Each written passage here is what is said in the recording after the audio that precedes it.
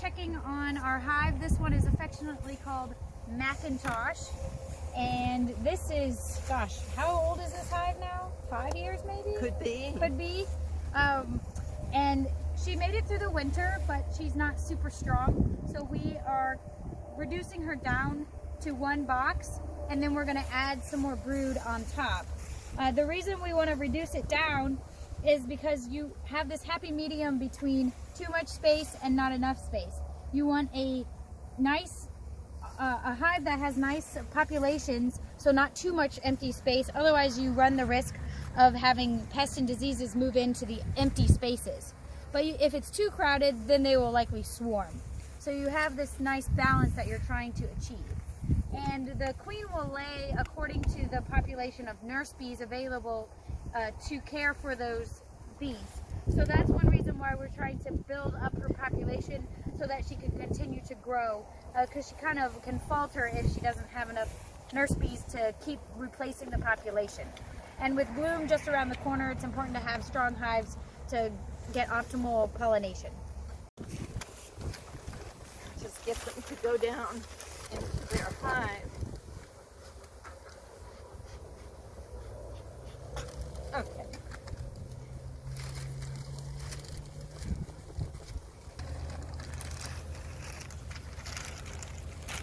Okay. Well, thank the Gazette for their newspaper. Nothing but local news here. Okay. And then we're going to make just a couple of slits in there. And the reason we put the newspaper is because if we were to put 2 different beehives together, they would fight and end up killing each other. This way, they will chew the newspaper and get the scent of the new queen, and by the time they chew through it, they should have accepted each other. Whoa! This is the whole bunch of bees. I'm going to try and bop them.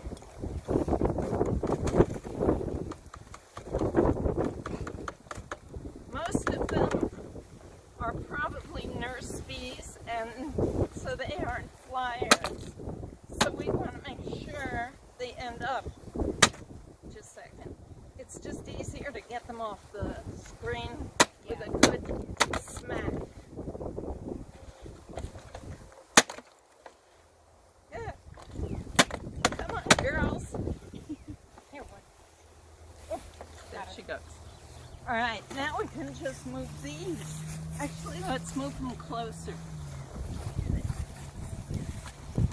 We'll just move them in.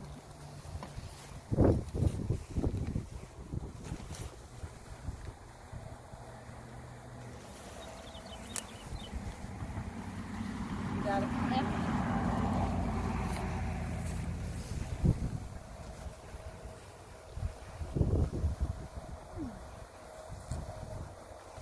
Do you have an inert cover? Yeah, right there. Good. Yours. It's green. That way there'll be any bees. Beautiful. Yes, we saw the queen and we excluded her from this.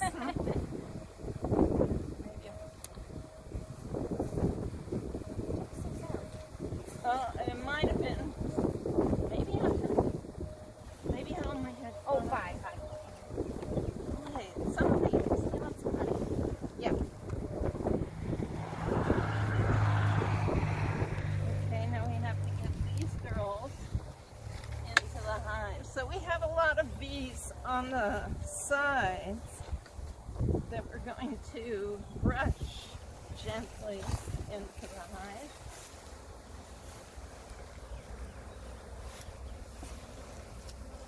So you don't want to bop those.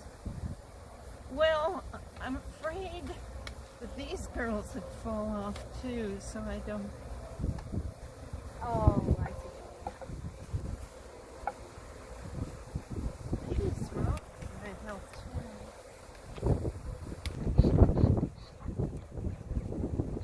So you're hoping to get your own hives? That'd be perfect. You shouldn't just get one. No. Need at least 2. It's lighter And in the summer it doesn't get as hot. But Rachel, I have one that I use in the summer. But this, it's just cold today, so why not use this one? This one keeps my clothes cleaner. Good. so some places do use beekeeping for therapy. After World War II, there was a big movement. The federal government actually gave money to teach the returning vets beekeeping. Sometimes if can't get along with people, you can get along with bees, and it gives you confidence. Back together now. This is called the inner cover. This is a screened inner cover. It allows for more airflow, especially once it starts getting really hot in the summertime. And this is called our outer cover. Just want to keep the bees off. It goes right on top. Oh. You stupid little girl, come on, get on there.